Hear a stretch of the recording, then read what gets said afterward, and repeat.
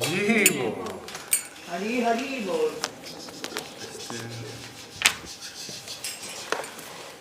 78 78, right?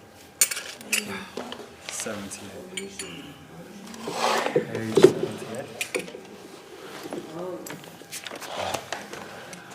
ओहे वैष्णव ठाकुर ধয়ারা সাগর হেদাসে করুণা করি ওহে বৈষ্ণব ঠাকুর ধয়ারা সাগর হেদাসে করুণা করি ওহে বৈষ্ণব ঠাকুর ধয়ারা সাগর হেদাসে করুণা করি ওহে বৈষ্ণব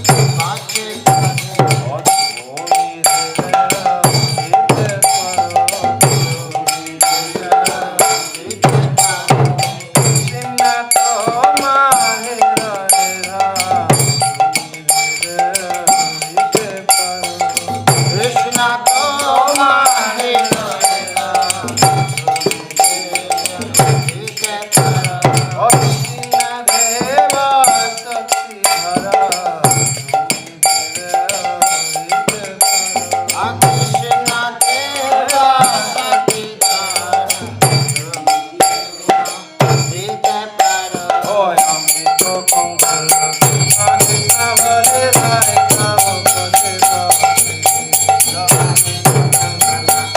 कृष्ण बोले भाई कब कसे बाजे ओहे वैष्णव Thakur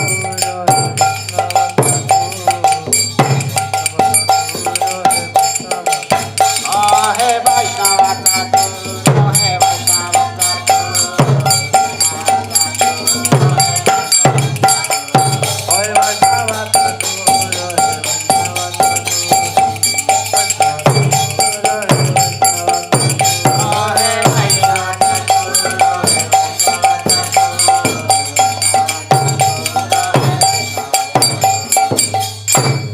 Moga Arati time. There is no better. Is that actually gone up? Yes. That's how I know I can read people's thoughts or what they do. I can sense it. So I know the offering is there. Very good. What page is it? 62.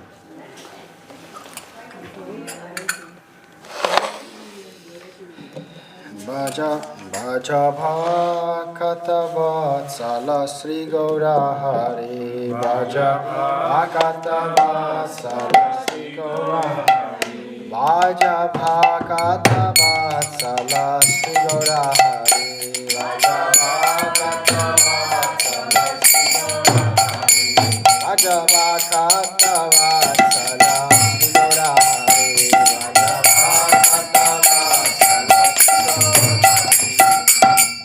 Sri Gaura Hari Sohi Goswami Hari Sri Gaura Hari Sohi Goswami Hari Nanda Jato Mate Cheta Hari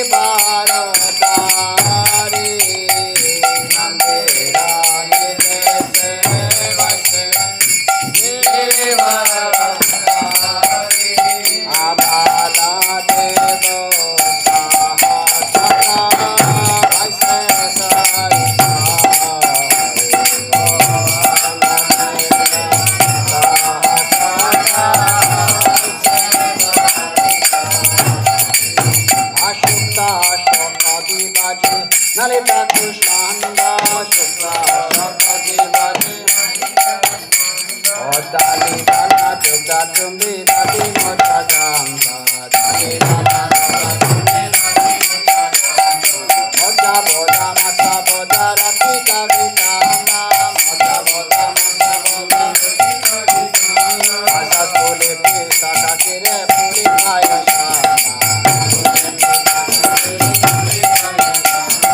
Kapuraya Mita Keli Ramba Kira Sara Kapuraya Mita Keli Ramba Kira Sara Amritsara Salam Nada Kapata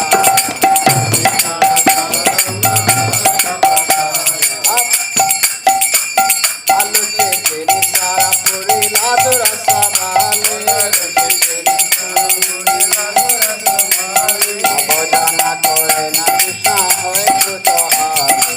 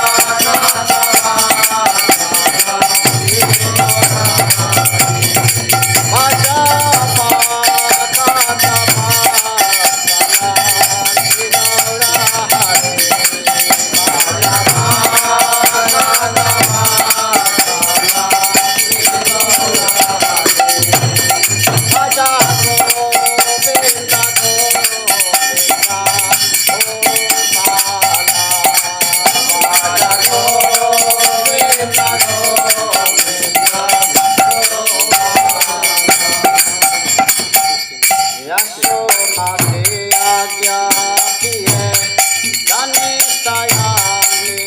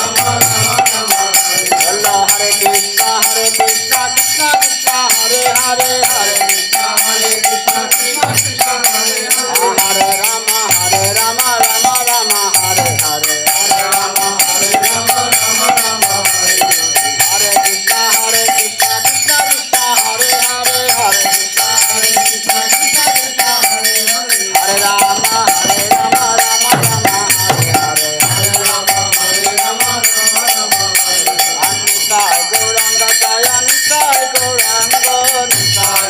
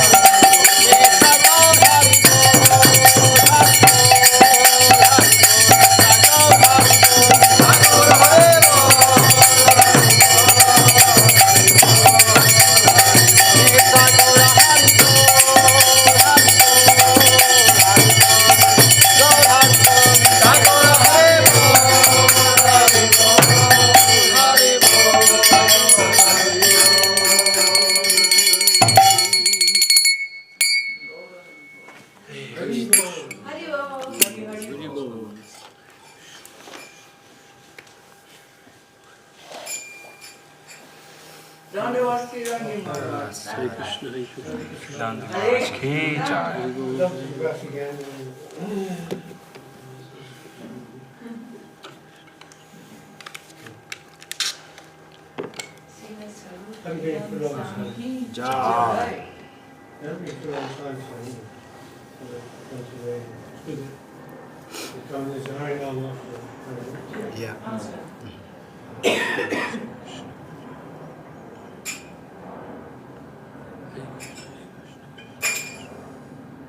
Okay, I'll just read a verse from Srimad Bhagavad Gita and then see where we go from there. And we'll get on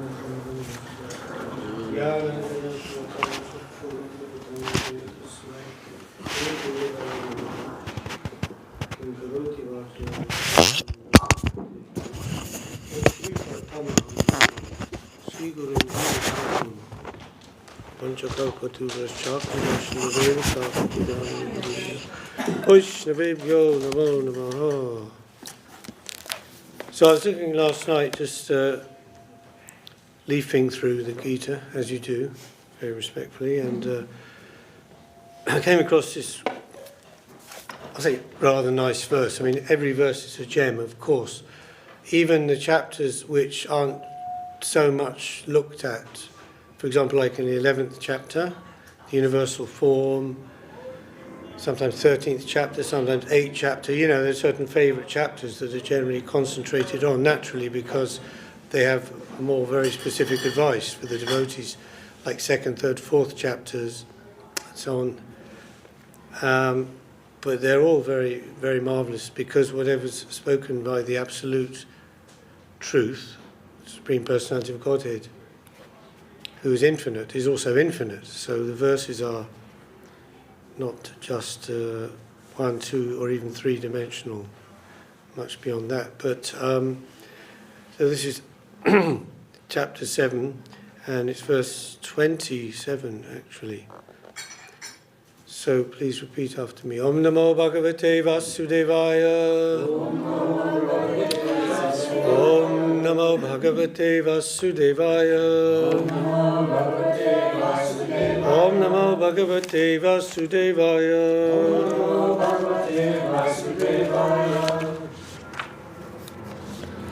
So I've got, do anyone have Sridhar Maharaj's Gita?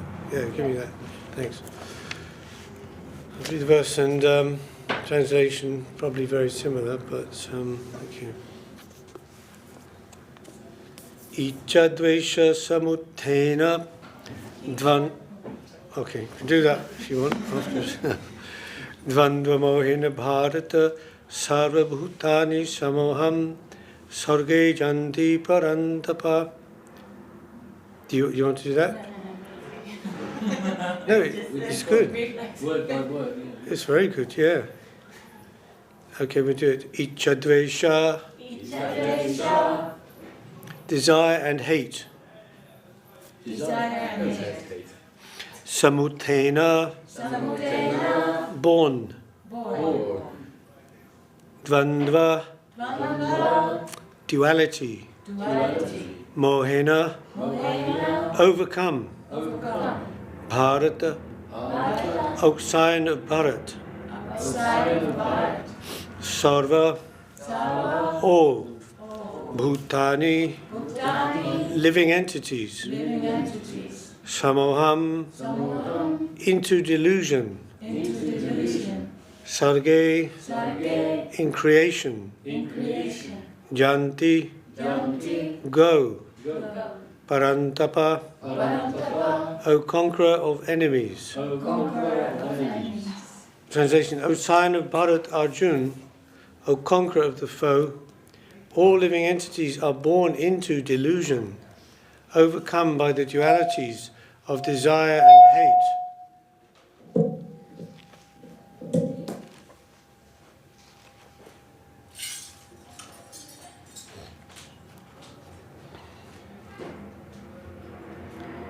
So we have here Sridhar Maharaj's Gita, or the translation of O Arjun, chastiser of the enemy, at the manifestation of the universe, all beings become deluded by duality based on likes and dislikes. I also have here the translation and commentary of Vishwanath Chakravarti Thakur, on which largely Srila Swami Maharaj and Srila Guru Maharaj's editions are based, along with Baladev Vidyabhushan. But Baladev was also a Shiksha disciple of Vishwanath Chakravarti Thakur. And he also had he did his own translation commentary of Gita, Baladev Vidyabhushan, which is quite similar to Vishwanath's. But here he says, since the beginning of creation, all living beings have been intensely bewildered by the ignorance caused by duality arising from like and dislike. So here we have the root of the Dvitiya Moha, the illusion of duality, from the very, very beginning. So I'll read first I'll read the translation. O sign of Bharat, Arjuna, O conqueror of the foe, all living entities are born into delusion, overcome by the dualities of desire and hate. Icha dvesha. So you can say desire and hate, or attachment and aversion, these based on the senses. We'll get to that. That's the purport. The real constitutional position of the living entity is that of subordination to the Supreme Lord, who is pure knowledge. When one is deluded into separation from this pure knowledge, he becomes controlled by illusory energy and cannot understand the Supreme Personality of Godhead. The illusory energy is manifested in the duality of desire and hate. Due to desire and hate, the ignorant person wants to become one with the Supreme Lord and envies Krishna as the Supreme Personality of Godhead. Pure devotees who are not so deluded or contaminated by desire and hate can understand that Lord Sri Krishna appears by his internal potencies. But those who are deluded by duality and nescience think that the Supreme Personality of Godhead is created by material energies. This is their misfortune. Such deluded persons symptomatically dwell in dualities of dishonor and honor, misery and happiness, woman and man, good and bad, pleasure and pain, etc., thinking, this is my wife, this is my house, I am the master of this house, I am the husband of this wife. These are the dualities of delusion. Those who are so deluded by dualities are completely foolish and therefore cannot understand the Supreme Personality of Godhead.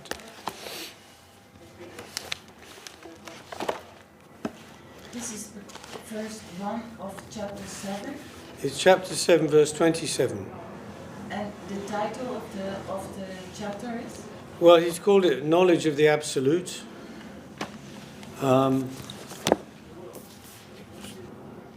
This one is Knowledge and Realization of the Supreme. It's actually Jnana Vijnana Yoga. Knowledge and realization, or knowledge and realized knowledge of the Supreme Lord. Yes. Bhagavat Gyan Vigyan Yoga, he calls it, Vishwanath Chakravarti. And he says in his commentary, when do the jivas become bewildered by your maya? Sometimes in his commentary he's like taking the part of Arjuna and to bring out the different meanings of the verse, and he's in the person of Arjuna, he's saying, oh, but Lord, why is it like this? And then Krishna is saying again to him, and then it's going like that. So he's saying, when do the jivas become bewildered by your maya? At the beginning of the creation of this universe. So it said here, Sarge Janti Parantapa, in the last line. Sarge means in the beginning, in the creation. So from the beginning, all the jivas, sarva bhutani, become bewildered. How? Okay, desire and hate, attachment for something, aversion to something else, and then that's born from the ahamkara, the false ego. From that comes all the different expansions of this duality, hot, cold, happiness, distress, etc. So desire for objects favourable to the senses and hatred for things which obstruct the pleasure of the senses, which are awakened by ancient karmas, give rise to illusion of duality, respect and disrespect, hot and cold, happiness and distress, woman and man. A person thinks, I'm happy, being respected. I'm sad, being disrespected. This is my wife, this is my husband. So it seems like Prabhupada's got it from here, would say, because he mentioned that specifically about man and woman and so on. This duality gives rise to complete ignorance, moha. Born into illusion, samoham, means great illusion.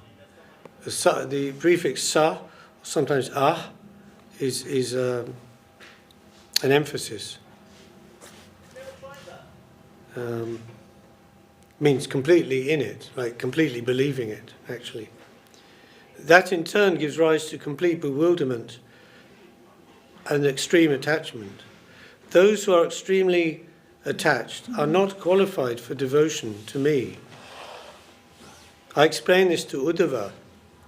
Jajucha mat kathado jata shradas tu ya puman na nirbino nati shakto bhakti yogo shasiddhata.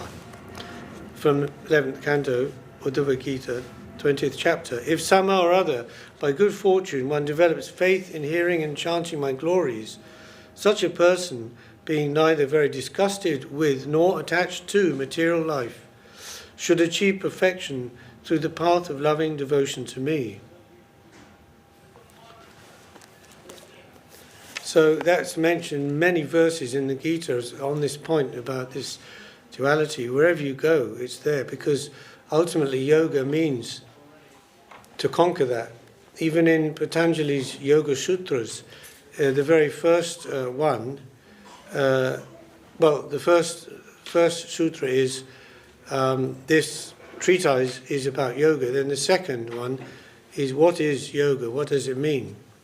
And in a sutra form, he says Chitta Britti Vinod, simply, very simply. Chitta Britti, the oscillations and movements of the chitta, means the consciousness, swinging from one side to the other. Nirod means to stop that, to still that. So that's the purpose of yoga. So in the Gita, we have all through the second chapter, Krishna describing the sthita pragya, or the person of steady mind, sthita pragya. Sthita means, to be established. It's coming from the word, you've heard the word stan, or stai. Sometimes we talk about stai bhav, means the person's constitutional nature, service nature in relationship to the Lord. There's stai bhav in different rasas. So stai also, like we say, Janmashtami, Janmashtan, the place on which Lord Krishna's appearance, birth, is happening, is coming, is established, if you like.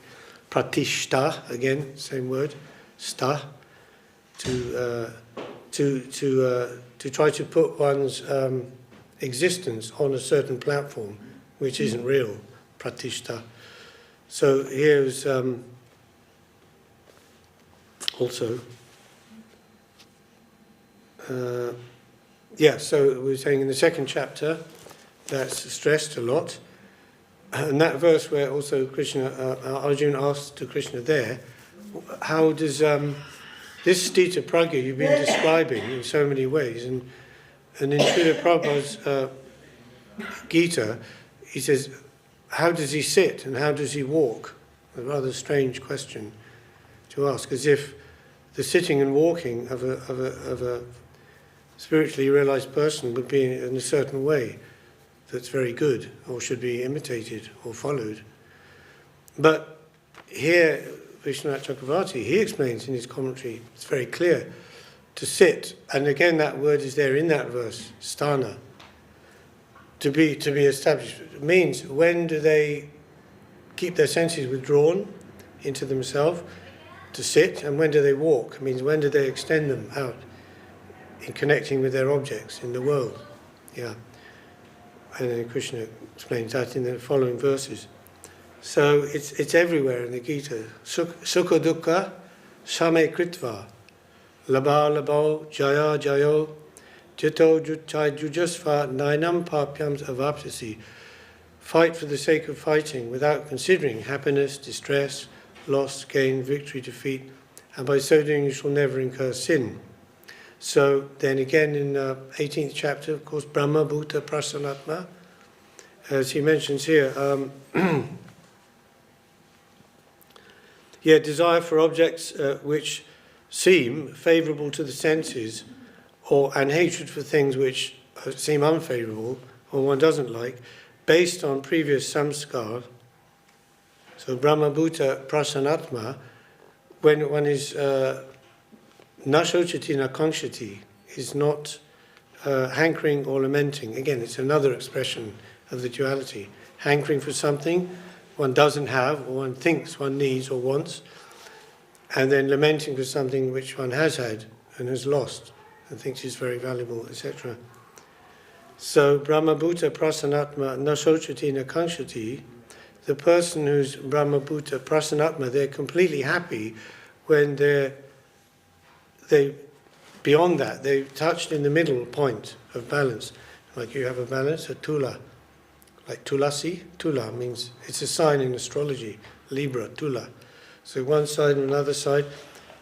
So that point when they're actually completely in balance is very rare, isn't it? They're always slightly this way, that way. So, so this is yoga, it's not easy. That's why in the 6th chapter, after describing essentially what is Patanjali's yoga, about this control of the mind being one's best friend, one's worst enemy, one must control the mind, and then Krishna describing that, sitting in a certain place, not too high, not too low, on a deer skin and a soft cloth. That's not much liked by yoga practitioners today. Why would you sit on a deer skin? You have to kill the deer.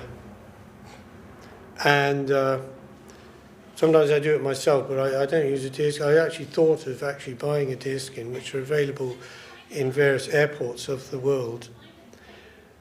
But usually they're like in Copenhagen, they're usually moose or elk, which is a kind of a deer, probably not the kind of deer they're talking about, or Krishna's talking about, the black deer that roams in the auspicious lands.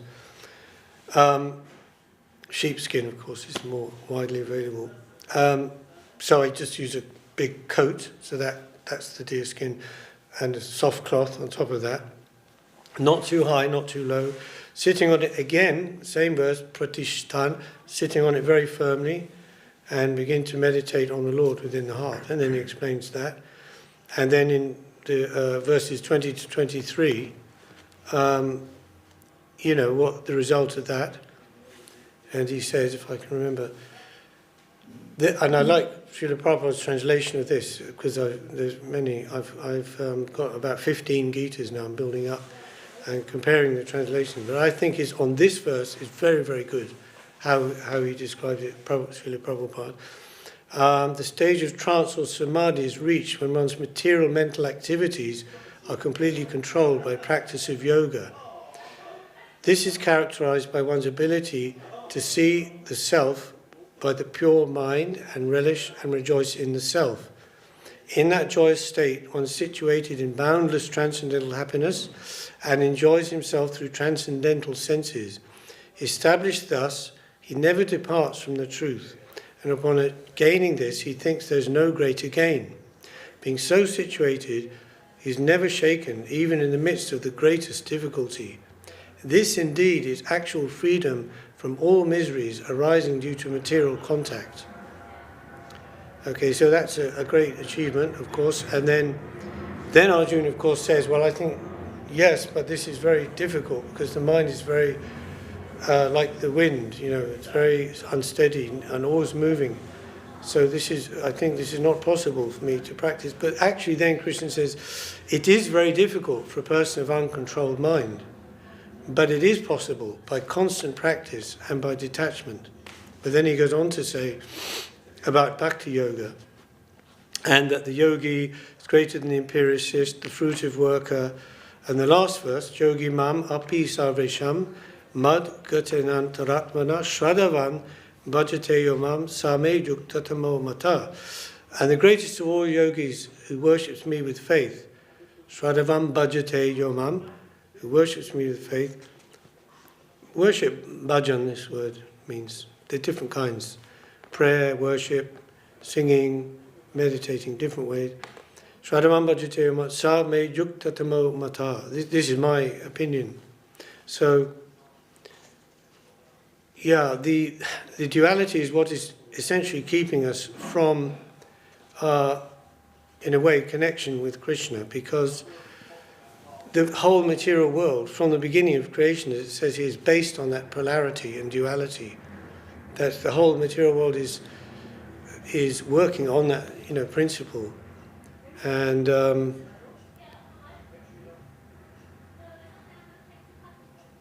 course everyone is in it, to some degree or other, more or less. So that middle point of connection, which is the spiritual world, is actually, you could call it Brahman in motion, if such a thing would be possible. You can have absolute stillness of the Brahman, but when that is pastimes and Leela, is moving, it is something very beyond conception. That's why very, very few are there who can conceive of this. They can go to the Brahman understanding there, and that, level of oneness with the Supreme, but not beyond that, because how can Brahman, which is colourless, formless, doesn't move, there's no attributes that you can describe. No, it's nirgun, no attributes. So how then? So then their conception then that the spiritual things, variety, pastimes, etc., must be material, must be in the modes of nature, because there's no such thing. There's impersonal conception. But then we know that's refuted, because great sages and saints who are fully realized in Brahman realization, they're attracted by the pastimes of Krishna, like Shukadeva Goswami. So they're, as in the words of Guru Maharaj, they're as if, pulled out of their nirvikalpa samadhi by the pure magnetic attraction of that realm. They can't be attracted by anything of the senses or of the lower realm. So therefore that must be transcendental, spiritual. And so in there you have Brahmanohi pratishtaham, as Krishna says, I am the source of this Brahman, which is the constitutional position of ultimate happiness. So everything there, like I said, is like a moving Brahman in action, if you like. So the names, forms, qualities, associates, pastimes of Krishna, like that. Very inconceivable. And, we're thinking of it in our sort of three-dimensional way.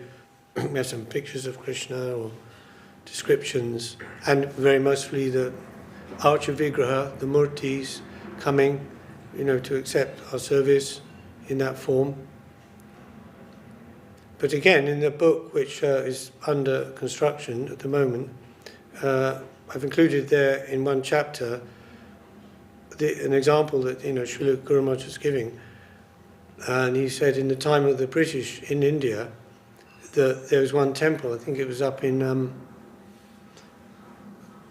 somewhere on the border of Nepal, it was very North India, and there's a temple of, yes it was, because it was the deities, traditional deities worshipped by Narottam Das Thakur, and then the families going down from there, and the Indian government or the Indian army was using it as a military base at that time, for their communications and all their military vehicles and barracks and that.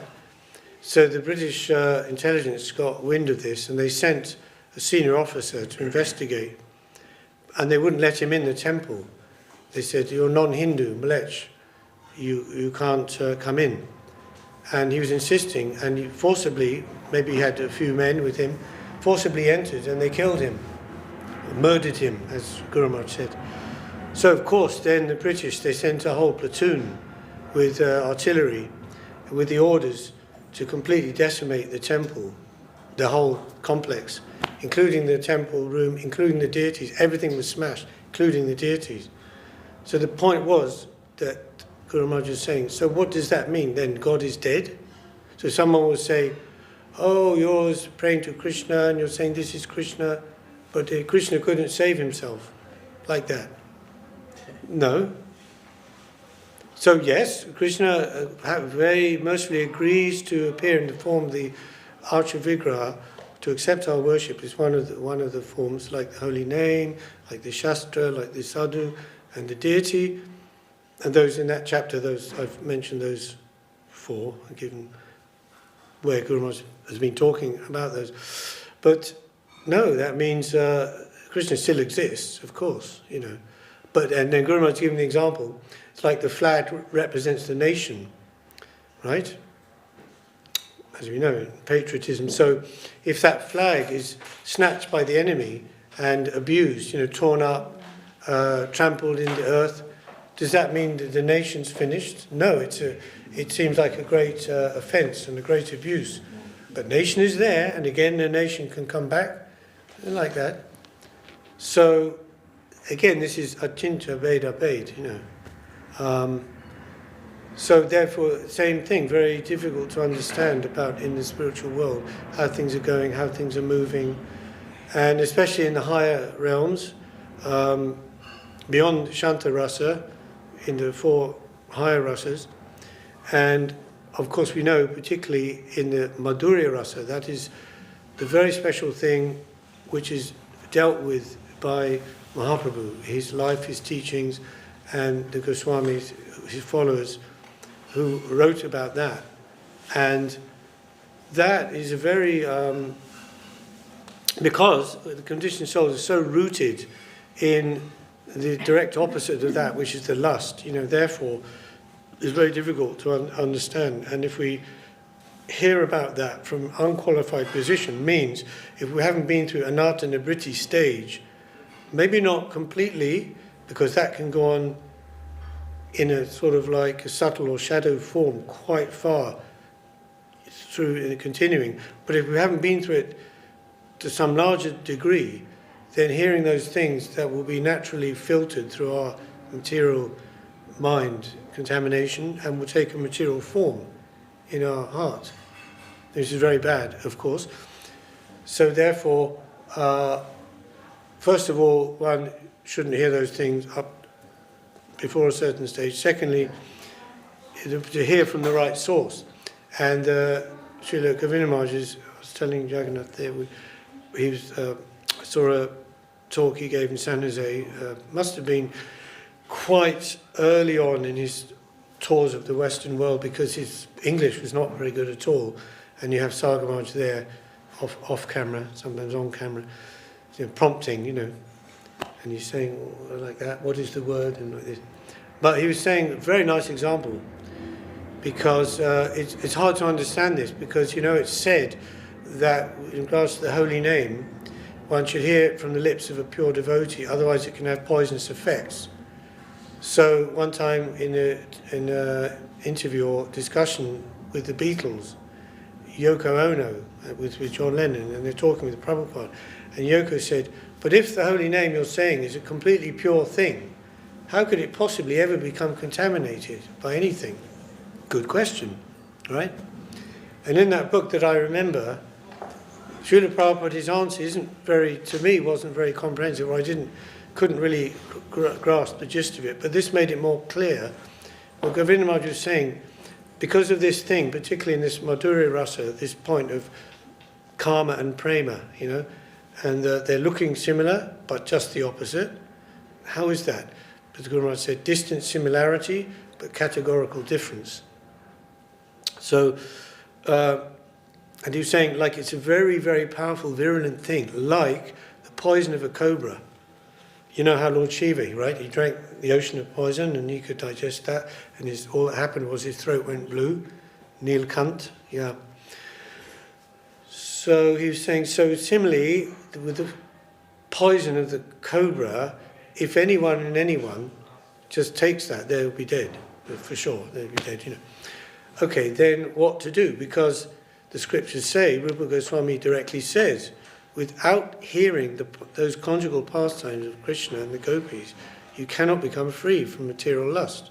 Yet at the same time we're told we're not to hear them. I mean, to a certain point, or after a certain point, like I said. So that was the explanation he gave. It's like very virulent, and you know, upon someone taking that cobra poison would die. But if that same poison is administered by an expert physician in a certain form, it may be diluted like homeopathic form, something, and that can actually have an incredible effect of actually bringing an almost dead person to life. Someone in a coma can bring them to life. So it can kill or save, the same thing. So that's why it's very important that this is all in the context of what he was speaking there about hearing, you know, from like reading the Bhagavatam and scriptures under guidance. You know, it doesn't mean necessarily sitting next to a sadhu, like completely, what does this mean, what's this, what's in it? You know, because there's a general instruction, you know, study the scriptures, read the scriptures. But although it's there also stressed, particularly the Shruti, the Shmiti, the commentaries on the scriptures by the acharyas and our gurus, right? As well as the Shruti, the original Veda, Upanishads, etc. There's no restriction there, but the specific instruction is yes, so that you can understand and you can ask and understand what is the meaning, because there are many different layers of meaning in the scripture. Literal meaning, more subtle meaning, deeper meaning still, and then the spiritual meaning, then the meaning from Krishna's point of view, you know, never mind ourselves. So, you know, if it says, for example, this is an example, a very simple example, the literal meaning, if it says, Navadvip is a town on the Ganges River, well, that would mean that the town is in the middle of the river. It's a literal meaning, right? But obviously that's not the meaning we're supposed to take from it. So, you know, like that. So it always helps, yes, it always helps very much to get help and guidance. And from our side, it's all very well saying, okay, you know, Sadhu Sangha association, very important, yes, but there's a couple of things involved here. One of them is, of course, our own level, our own Sukriti, right? That, first of all, if that will lead us to do that, or to want to do that even, right? And then to want to do that in a quality type of a way, you know, not a casual way, just mixing with the devotees socially, you know, but in a more specific way. And then, of course, the quality of the transmission, the channeling from the source, how that is coming, how transparent is that via media? Because the more an artist's contaminants are there, again, it's going to be distorted. You know, it's like the pinball machine. It's going to go like that. It's not going to be a direct or straight transmission. So that's also important. And then how are we going to express that or translate that knowledge or understanding into some practical way in our life? That's another thing. So it's all very well having the knowledge. This chapter is called Jnana Vigyan Yoga. Knowledge means Gyan. You know so many shlokas, so many shastras and everything, but there's no Vigyan, no wisdom. Knowledge is just like a kind of information, data. There's so much data. Right? You have so much data in your smartphone, but it's just data, more and more and more data. And it doesn't mean the person's more wise because of that. So then from our side, how can we make ourselves more a proper receiver, as Srila Govinda said, to make ourselves a receiver, to get so that we can connect with the frequency, this frequency, very frequency that's coming. Krishnanandaya is the word, you know, and those who say the Gayatri mantras, they all know this from the Guru Gayatri. The Krishnanandaya means the transmission of blissful Krishna consciousness that's coming down through Guru. And this was originally channeled from Krishna to Brahma, Brahma to Narad, Narad to Vyas, and down, and then to us, you know, from Gurudev, like that. So to make ourselves a good receiver, that means we have to do something as well. We can't just do nothing and expect that, you know, we have to clean ourselves. And that's a constant thing, constant daily practice. Chanting the holy name, of course, in a regulated way. Again, there the quality is also important, not just the quantity, but some quantity must be there. Can't say, oh, I'll just say 3-4 Hare Krishna with intense concentration and prayers, and that's it. That's I did quality, you know.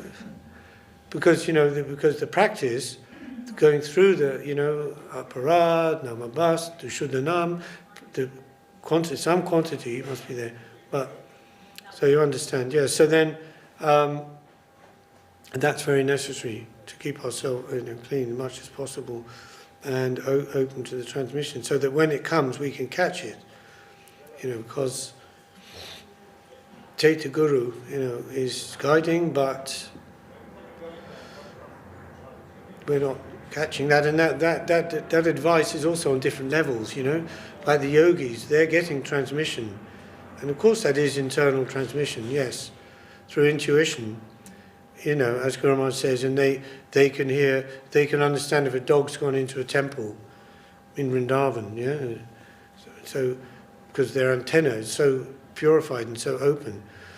But then again, that if you to try to practice that in a yogic way won't help either, because you'll get information overload and that will drain your batteries. So it's like if you imagine yourself like a smartphone, right?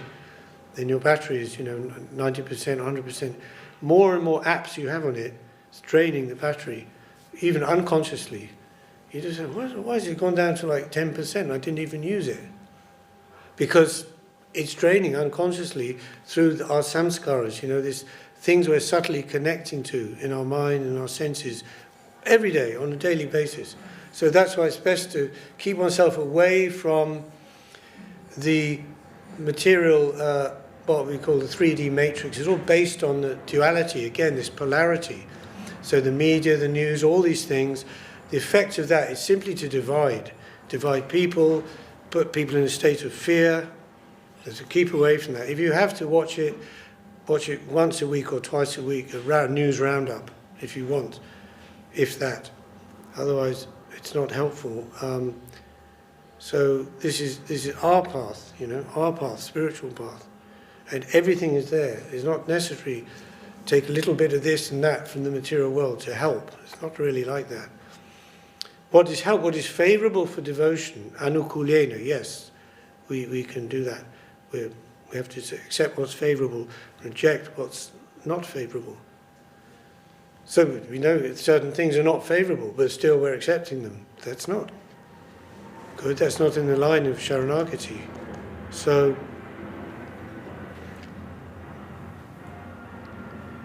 yeah, so ultimately, as that verse said, Brahmabhuta prasanatma na shochati na kangshati, that's the first part. And as in Ramananda Samvad, to discussion with Mahaprabhu, that verse is coming after Sarvadhamam Parityajat, right? In the Gita it comes before, as 1865 and 1866 is abandon all dharmas and surrender to me. But in the ontological progression, that's coming after that, because it means that, okay, you surrender to Krishna, but what then? That doesn't, in that verse, it's not told anything about seva. Just like pranipat, you know, surrender to Krishna. And that was Guru Maharaj's explanation when Govinda Maharaj asked, well, this is considered the ultimate, you know, the king, the golden, you know, verse of the Gita, the culmination of the Gita, Sarvadharma Panichaja. So why is it that Mahaprabhu dismissed it? Said, no, that's not. because, and that was the explanation he gave, because it's not telling what seva. And then that verse, Brahma Bhuta Prasanatma, when one's attained that stage of, equanimity or samadhi, not going in the two sides of the duality, then samak sarveshu bhuteshu mad bhaktim labate param. Then devotional service to me begins. That's the real beginning of devotional service, after the Brahman realization. So you may say, well, we don't have a Brahman realization, but we're trying to practice devotional service. Yes. Bhakti yogena sevate sagunan samatichaitan brahma bhuaya kalpate. One engaging in devotional service has already transcended the modes of material nature. How to harmonize. So I think this example is helpful to say that, like, for example, a person, and I've given this before, you may remember, a person in the jungle is in the jungle, but they're walking through the jungle. If they find the real path that leads through the jungle and out of the jungle, the other side, then when they're walking, as long as they stay in that path, like Hansel and Gretel following the bread crumb, don't go either side, this way, that way. Stay in the path. Then you could say that person is liberated, has gunatit, has transcended the gunas. The gunas are still affecting them, of course, in every way. But because that is the nirgun path, and as long as they stay in that path, their future is guaranteed. They will come out of the forest of material entanglement. And nirvana, that's called nirvana. Vana means forest, like Vrindavana. Yeah, nirvana means out of the forest. But that's, of course, just on the other side, on the verge. But beyond that also, then to Nirgun, Brahmajyoti, Paravyom, then Vaikuntha, Ayodhya, Vrindavan, many things after that. So, but that's the beginning. Yeah? Samak sarveshu bhuteshu mad bhaktim labate param. Real labate param, the real service to me begins from that stage. So we're practicing, in the modes of nature. In the Bhagavatam, in the third canto, Lord Kapila Dev explains devotional service in the three modes of material nature, which you might think, but I thought devotional service was transcendental, above the modes of nature. Yes, but who is practicing that according to their, condition or position in the modes of nature can be, tamagun, rajagun, sattvagun, mixed, tinged or mixed. Yeah, like that. So then even you have Karma Mishra Bhakti, right?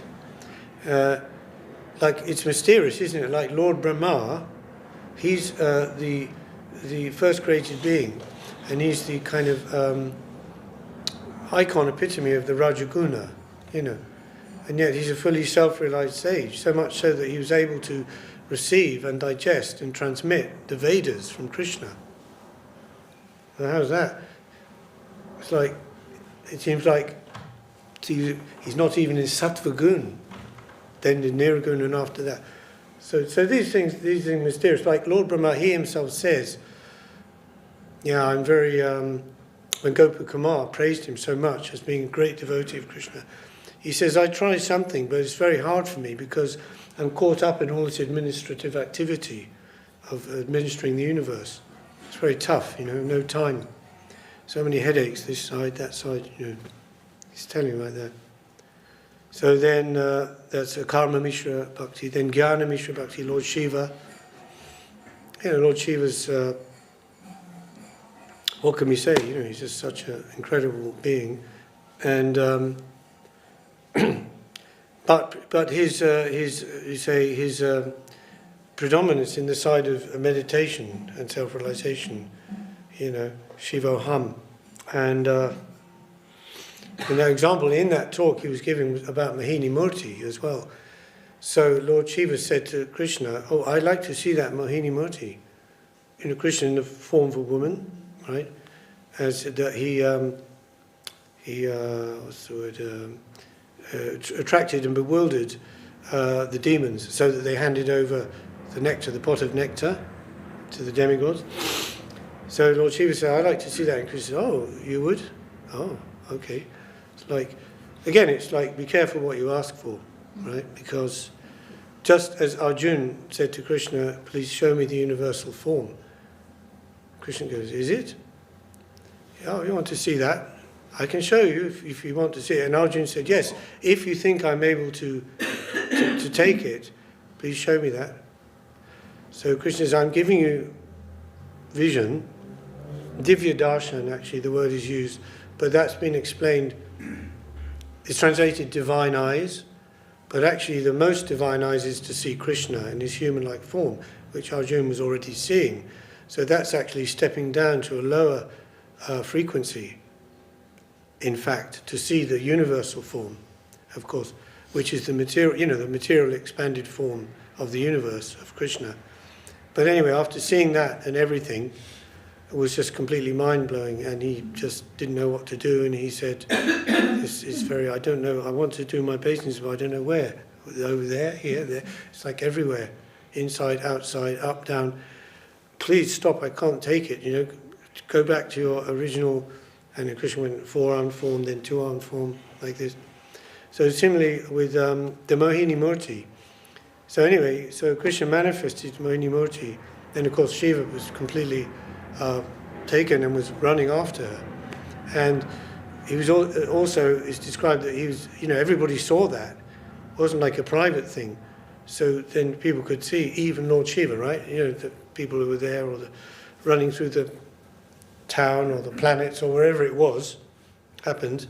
And when he came to his senses, then he understood, okay, and Parvati was smiling, And that was... So this is that's a very, very powerful and spiritual and virulent thing, like intense, like somebody once said, the T-shirt, it was 22,000 volts, Krishna consciousness. And also indicated that Lord Vishnu is absolute supreme. Yes, exactly, yes, yeah. So that's the Jnana Mishra Bhakti, then you go to Shuddha Bhakti, and there's so many levels in that as well. To Ananya Bhakti, and then Jnana Shunya Bhakti, of course, yeah.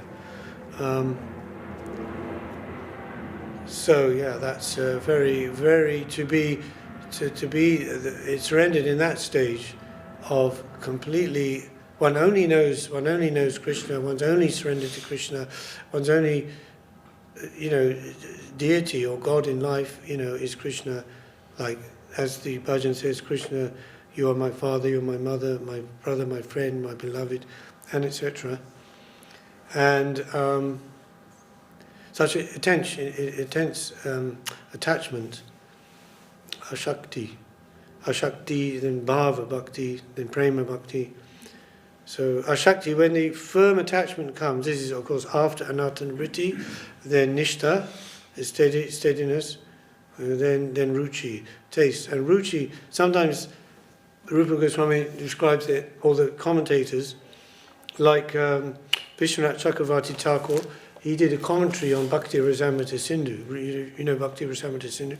Rupa Goswami, the Nectar of Devotion, as was translated in the summary form by Srila Prabhupada. So, Bhakti Rasamrita Sindhu, so Vishwanath Chakravarti, he wrote Bhakti Rasamrita Sindhu Bindu.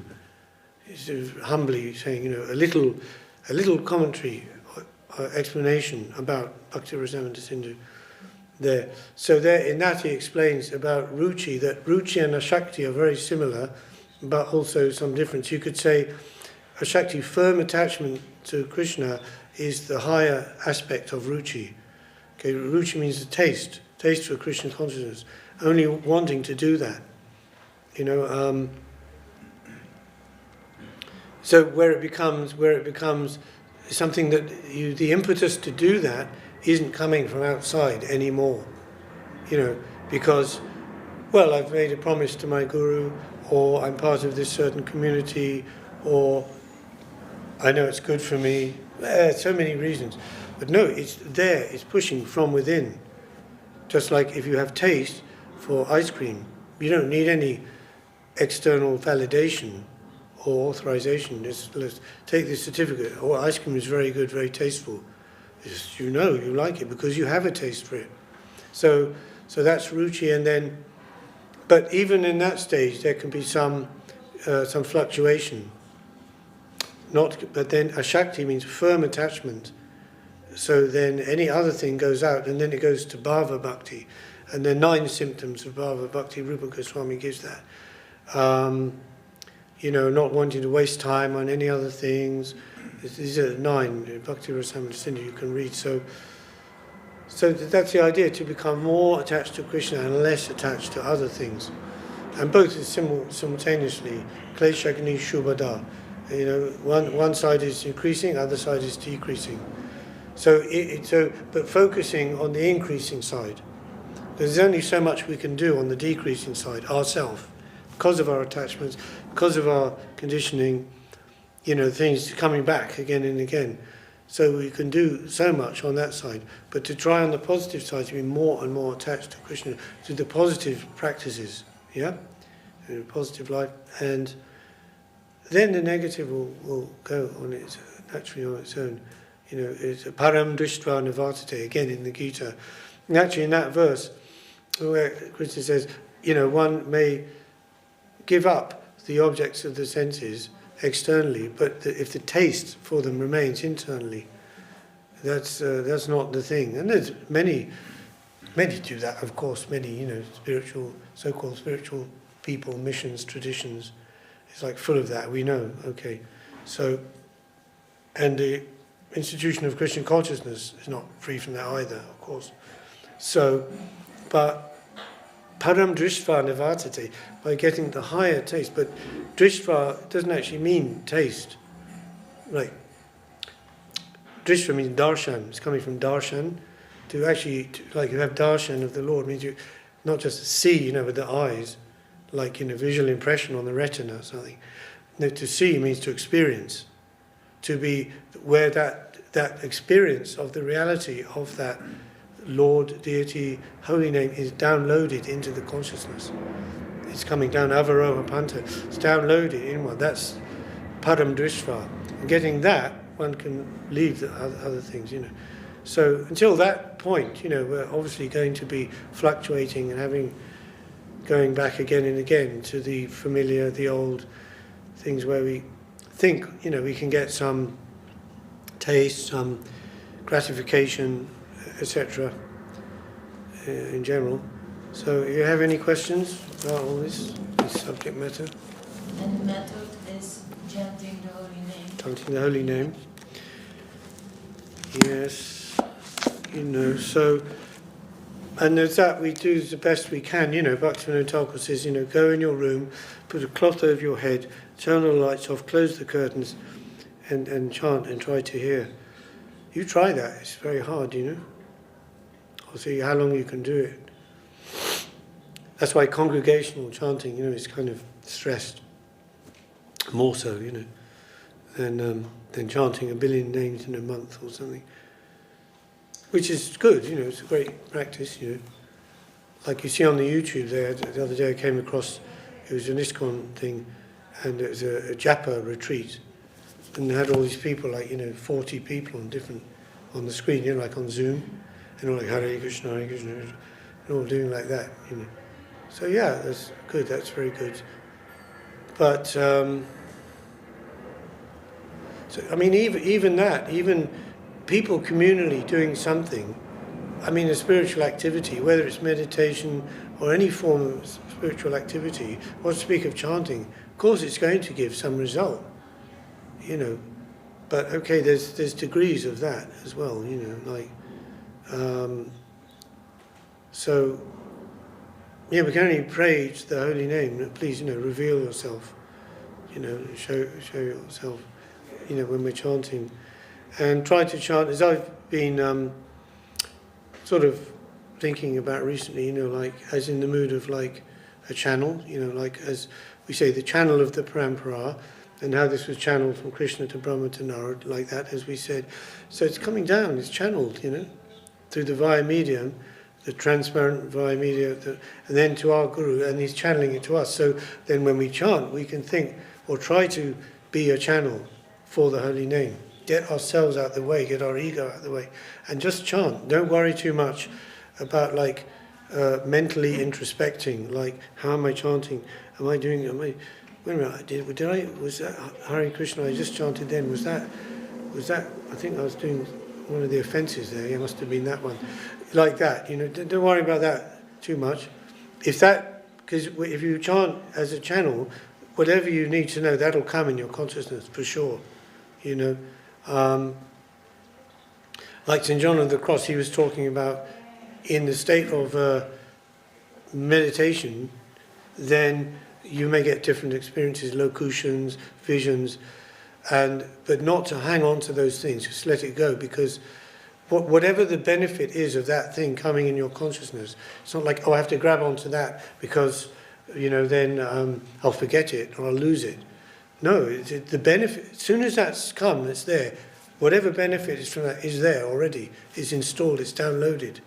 So don't worry about it. So just try to chant as a channel and as naturally as where you go with hearing as much as you can and chanting, you know, like that. And that's helpful also, yeah. Actually, I have a question. Yeah. Like, for someone who's been chanting for so long, I feel like, and you mentioned like Srila Bhaktivinoda Thakur, how would like you suggest covering your head. What would you say has helped you focus? Because I feel sometimes I'm just going through the motions and lacking a certain focus. Yeah, well, myself personally, I would say that sometime, again, it's back to this question of information overload in our, what do you call it? It's called hard drive, is it? Whatever that thing is on the phone. Anyway, so, and that draining our energy. So it's because of this drainage that when we come to chant, can't really concentrate, or it's very harder, you know. So we have to avoid that, you know, that drainage to keep up our voltage or whatever it is. Yeah. So for that, we need to spend some time alone, away from sense stimulation, completely away from sense stimulation of the material world. To go for a walk in nature, sit in nature, spend time with yourself. You know, make time for that, for grounding. You know, because nowadays, especially, is more and more of that input.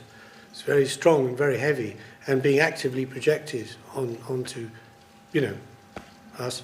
So that's the only way we can combat it, is be in our own space, you know, and then try to keep that, and it requires a daily reformation of that, because you know, like the same thing, the batteries are draining, they have to be charged up, and that way. So. And then when we come to chant, we'll have that clarity, that energy, that, you know, to put into that. If there's nothing there, for it to... It's like if your soil is all dried out, you know, because all the energy, all the nutrients have been sucked out by everything else. So then you go to put the seed in, nothing happens, you know. So you've got to keep your soil moist, keep it up in a good... nutritionally charged, you know, and that's our own responsibility. No one can do that for us. It's not like you know, it just happens, you know, because we're in a Hare Krishna mission or something or anything. So yeah, that's then and it's constant adjustment. It's not, there's no platform that, you know, you say, oh, that's it, now I've understood, this is the way I should be chanting. Final, you know, that'll change as well. So to get more, you know, realization or purification is be opening up to new channels, you know. Like the 10th offense against holy name is to maintain material attachments even while chanting or even after chanting. So what does that mean? You know, that means just same old, you know. Oh, you know, I'm just, you know, fallen, I'll never get rid of this, and just, you know, chant Hare Krishna, hope something happens. You have to try, you have to really make a lot of effort in this spiritual life, you know. And we've been given all the tools, you know. from every side, to help. But again, it's individual. Those who are more able to do that, and others will be more just simple. They just do some seva, and carry on in that way, which is also okay. Everything is okay. Everything's possible. According to the individual. But the idea is to be in such a way that we are ready to receive, the download or the input when it comes. Otherwise, if we're just missing it repeatedly, that's.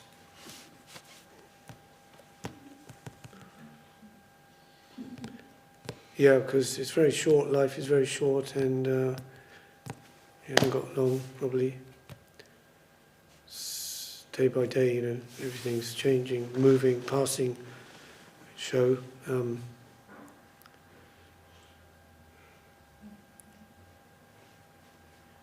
So as Guru Maharaj said, everything is within consciousness, really. That's the idea, to understand. And everything is where your consciousness is, that's where you are. If your consciousness is stuck in the 3D matrix, material side, everything, what's going on in this plane, that's where you are. That's fine, you can be there. But if you want to be somewhere else, there's things you can try to do that.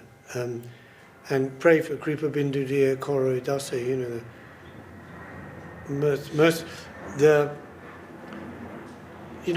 by grace it can be so much helped. We can only go so much on our own. It's all in relation to mercy and grace. It's not like Buddhistic way where you just purely through intellect and understanding you're figuring it out, like that. There's a certain amount of that, but that has a ceiling, As Shakespeare said, the wise man, no, the fool thinks he's wise, but the wise man knows he's a fool, So I was in Stratford upon Avon the other day, and Shakespeare's place, and they had the jester from I think it was As You Like It, and that was one of the quotes, yeah. So.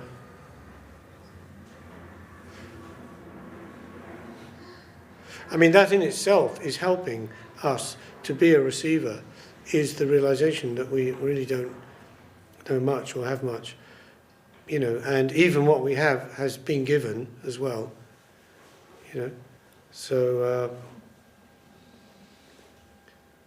So, and what's been given can be taken away as well. So it's not our property. Like Ramananda said to Mahaprabhu, well, it's your property. And Mahaprabhu is saying, no, it's yours, and like this they're going. Then finally Ramananda had to surrender, and he said, well, okay, but then I think I'm like, like the bank vault. You've deposited something with me, and now you've come to withdraw it, then I have to give it, So that's why, they always say, Pratishta, offer to Guru, whatever I have, that's the mercy of Gurudev, and so on. And then, name and wealth, Kanak for Narayan, Lakshmi, keep with Narayan always. Don't try to separate from Narayan, use separately. Then that's like stealing Sita from Ram, like Ravan did. Then you know the result of that. And calm, enjoyment in general, sense enjoyment, etc. For Krishna, it's off to Krishna. Yat karoshi yadashnasi, yat jahoshi dadasi yat tapashasi kontiyat tat kurushva madarpanam. This is a verse that's very good for everyone, from beginner to advanced. Whatever you do, whatever you eat, whatever you offer, whatever austerity, penance or vows, other things you take, you do it as an offering to me. So that's the yoga actually. That is the yoga. You know, like Nishkam Karma Yoga, it begins with that. Just to do everything as an offering to Krishna, and good and bad, you know, sometimes. Offer yourself the good and the bad. Yeah, Krishna can purify it, right? Sun can purify anything. You know, so any other?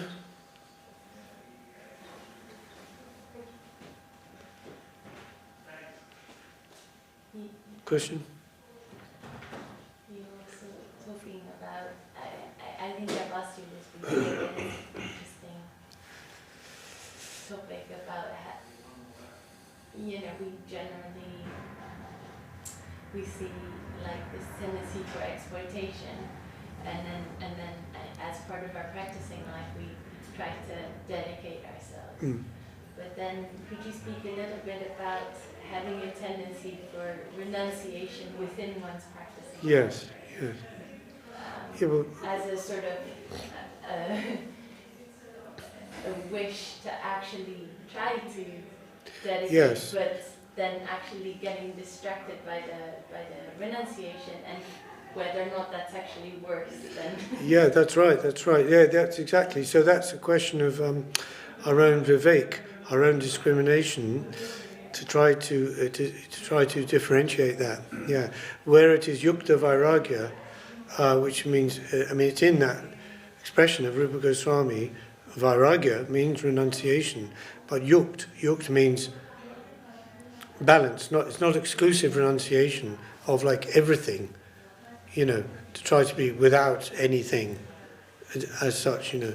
But it's yukt vairagya, so it's balance. In other words, what's favourable for the life, for the service, that's acceptable.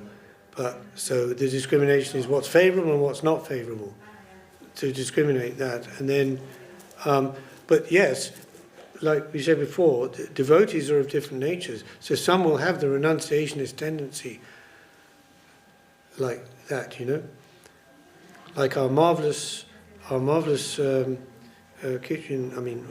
servitor Prabhu Ramananda, he can fast for 20 days, drinking tea and honey.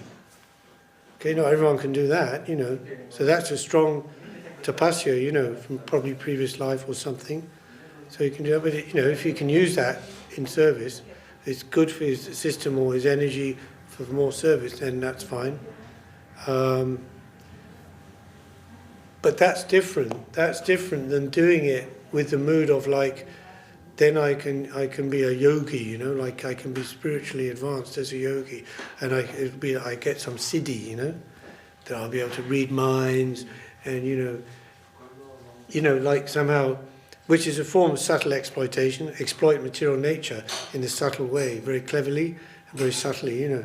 That's different than if you do it, because I think that will help me, you know, for my practicing life and spiritual life. Is it subtle? Yeah, of course. And we Hare Krishna. Jai. All glories to Srila Prabhupada.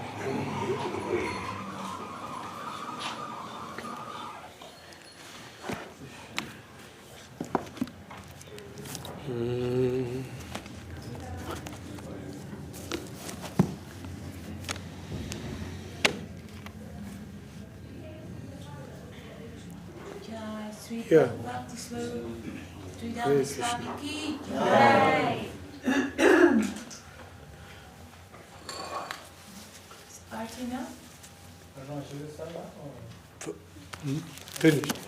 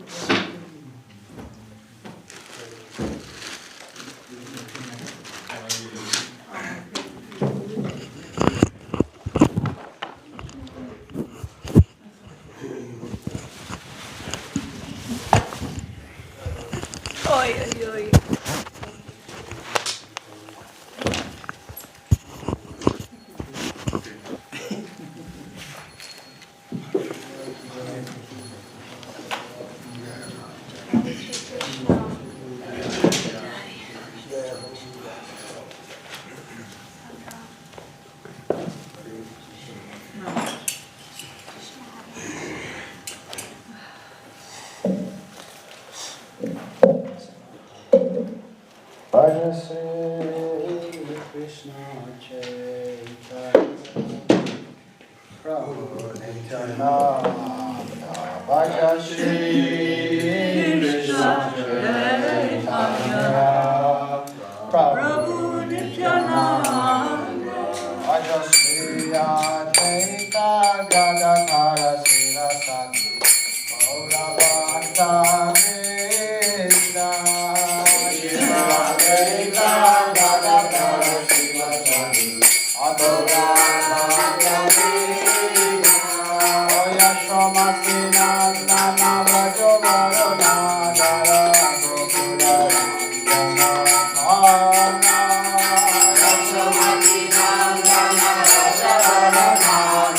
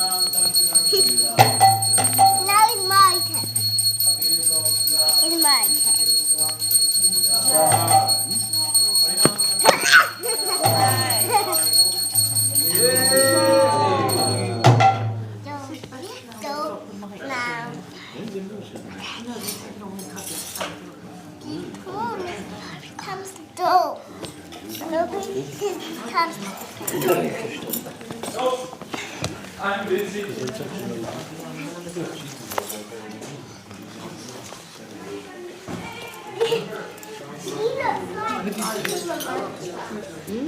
She looks like Superman. I still look like Superman, but also